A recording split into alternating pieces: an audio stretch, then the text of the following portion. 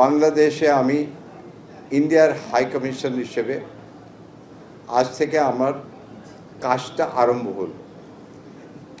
যখন বর্ডারে আপনার সঙ্গে মুখোমুখি হয়েছিল ওই সময় সবচেয়ে প্রথম প্রশ্ন আমাকে যা জিজ্ঞেস করেছিল ওই প্রশ্নটা ছিল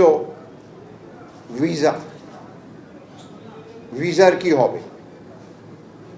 ওই জিনিসটা আমার মাথায় ছিল আর আবার মাথায় ঢুকলো যে ভিসা সবচেয়ে ইম্পর্টেন্ট, কেন মানুষের সমস্যা আর ইম্পর্টেন্ট হচ্ছে মেডিকেল।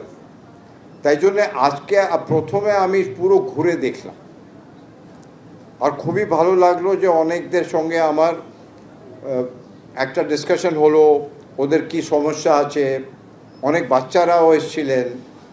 আমি খুবই খুশি যে ওদের সঙ্গে একটা ভালো একটা যাকে বলে ডিসকাশন হলো।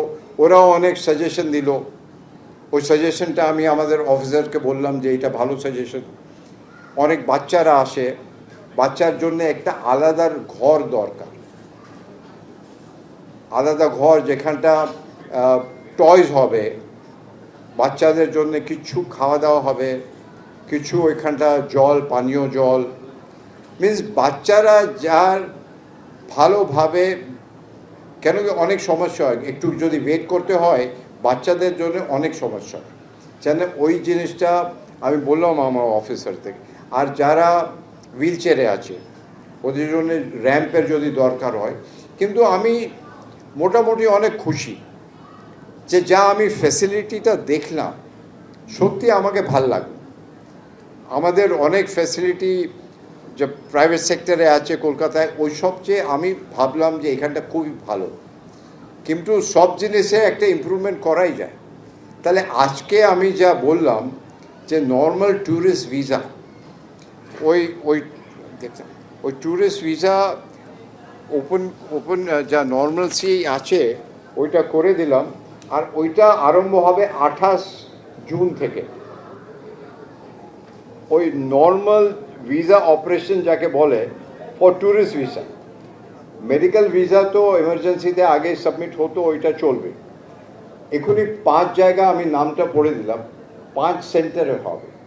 কিন্তু আস্তে আস্তে আমি ওই সেন্টারগুলো যা আগে ছিল ওইটা বাড়াবো। আর এইটা আমি অনেক খুশি। এটা আমাদের জন্য ভালো, এখানটা মানুষের জন্য ভালো। এইটা একটা আমারও সবার পাওনা ছিল।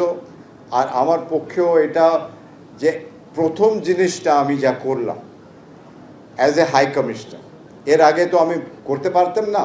প্রথম জিনিসটা এটা করলাম, আমি অনেক খুশি। আর আশা করি যে এখানটা সাধারণ মানুষও খুশি হবেন। আর মাঝে মাঝে আমি এখানটা আসবো, ইন্সপেক্ট করব, লোকেদের সঙ্গে ওদের কথা শুনবো, ওদের যা সাজেশন হবে ওইটা শুনবো। আপনারা তো সাংবাদিক, আপনার যদি সাজেশন হয় আপনার সাজেশন আমি শুনবো।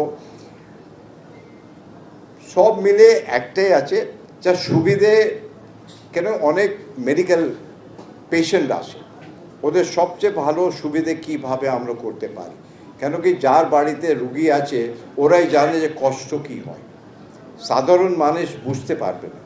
আমাদের সবাই মা বোন বাবা সবাই আছে, আমরা জানি যে রুগীর কি প্রবলেম হয়।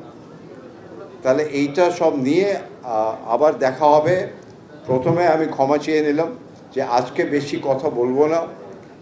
আর একদিন আমরা সবাই বসবো, চর্চা হবে, আপনার প্রশ্ন থাকবে, আমি যা উত্তর দিতে পারবো উত্তর দেব। আপনারা